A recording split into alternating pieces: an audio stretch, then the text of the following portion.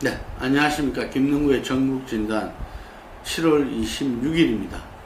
자, 730 재보선 D-4일입니다. 그런데 이 D-4일이면은 이제 판세가 어느 정도 정리가 되고 그 마지막 정리된 판세가 결과로 나타나느냐 안 나타나느냐 이렇게 주목받아야 되는데, 이번 재보선은 이 상당히 그 기존의 어떤 선거의 흐름과는 다르게 돼버렸습니다. 그저께 바로 이른바 야권연대로서 후보 단일화가 이루어졌습니다. 말도 많고 탈도 많았던 동작을에서 바로 이 새정치민주연합에 공천받았던 기동민 후보가 전격적으로 후보 사퇴를 하고 정의당의 노회찬 후보 지지를 선언했습니다. 노회찬 후보가 이 24일까지 단일화가 되지 않으면 자기가 사퇴하고 기동민 후보를 지지하겠다라는 폭탄 선언이 있은 이후에 상당히 두 분이서 후보가 만나고 그 결과 결렬되고 단판이냐 여론조사로 하느냐 뭐 이렇게 주고받다가 전격적으로 기동민 후보가 본인이 두 가지 이유를 들어서 박근혜 정부의 심판과 박원순 서울시장 정신의 확대를 위해서 본인이 중심이 돼서 하고 싶어서나 지금 현재 여러가지 상황 속에서 일단 노회찬 선배를 통해서 그것을 할 수 있도록 하겠다 하면 전격적으로 사퇴를 했죠. 그러고 나서 바로 정의당에서 회의를 통해서 수원에 출마했던 그 천호선 후보, 정의당 대표죠. 천호선 후보와 이정미 후보가 사퇴했죠. 예, 그래서 당과 당 간의 어떤 야권연대 후보 단일화 협상으로서 결론은 아니지만 어쨌든 후보들이 사실상 수도권에서 야권연대 후보 단일화가 이루어진 것입니다. 예, 그러다 보니까 기존의 이 수도권에서 한 군데 경합 외에는 5군데에서 거의 새누리당이 우세했던 그 선거 판세가 일시에 변해가지고 현재로서는 보면 수도권 6군데 중에서 김포와 수원을이 여전히 지금 새누리당이 좀 우세로 볼 수 있는 반면에 서울의 동작을, 그 다음에 수원의 수원을병, 수원의 병정, 그리고 평택이 다 경합으로 지금 나타났습니다. 그래서 6군데가 새누리당 둘 우세, 경합 4군데입니다. 근데 이 경합 4군데가 추세가 바로 새정치민주연합과 정의당의 즉 야권연대 후보 단일화에서 이루어지면서 경합으로 바뀌기 때문에 이 추위에서는 오히려 지금 야당 새정치민주연합과 정의당 후보가 좀 유리하지 않겠나 이렇게 봅니다. 지난번에 보면은 9대 4대 2에서 경합 2군데가 이 야권의 경합 우세다 해서 한 9대 6 정도로 제가 사실상 전체적인 걸 예상했는데, 야권연대 후보 단일화가 됨에 따라서 이 판세가 바뀌어서 지금 경합 4군데, 수도권은 새누리당 우세 2군데죠. 그런데 충청도는 보면은 대전, 대덕과 서산, 태안, 그 다음에 충주가 거의 아직까지 새누리당이 우세한 경. 충청도는 새누리당이 3군데 우세하다. 그리고 영남권의 부산, 울산은 역시 새누리당이 계속 우세하다. 그러니까 새누리당은 수도권 2군데, 충청도 3군데, 그리고 부산, 울산, 영남권 2군데 해서 7군데에서 우세하죠. 예. 근데 새정치연합은 보면은 호남에서 보면은 다른 데에서는 뭐 다 우세지만 순천 곡성에서는 왕의 남자인 이정인 후보의 맹활약에 의해서 경합으로 지금 볼 수밖에 없다. 어떤 조사에서는 이정인 후보가 새정치연합의 서가분 후보를 앞서는 경우도 나타나고 그랬어요. 이게. 그래서 여기는 경합이다. 예. 이렇게 보면은 새정치연합은 세 군데, 호남 세 군데가 우세라 볼 수 있고, 경합은 순천 곡선까지 포함해서 5군데다. 그래서 7대 3대 5다. 이게, 7은 공교롭게도,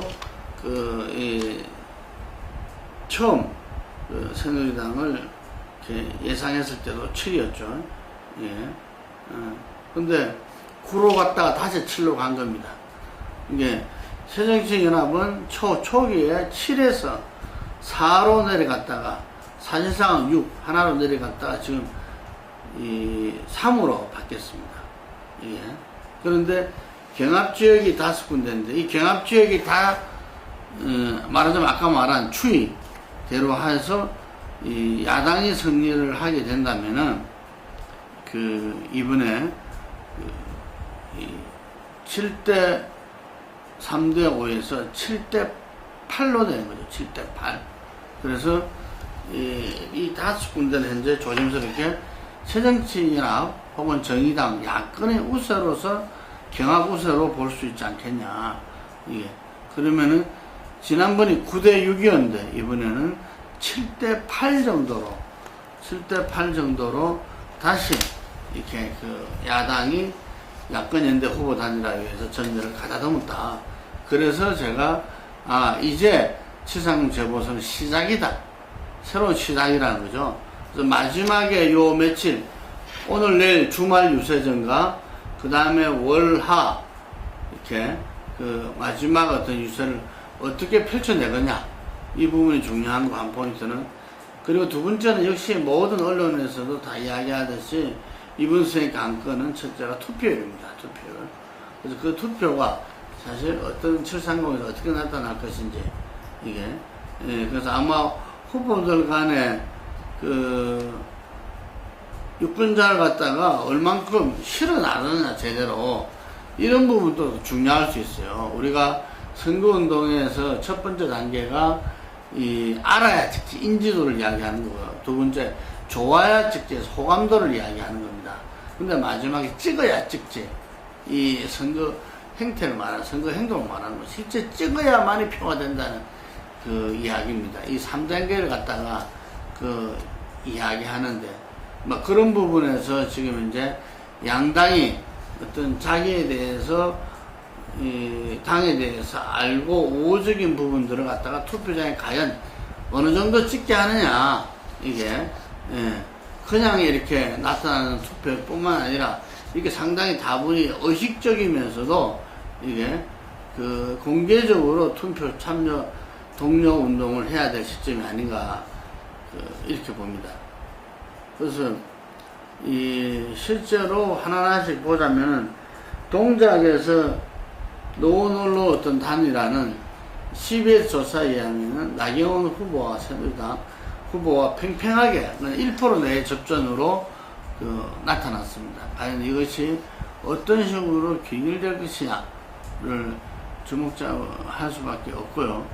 그리고 김포에서도 굉장히 선전하고 있으나 역부족인 것 같다는 이야기가 들고요.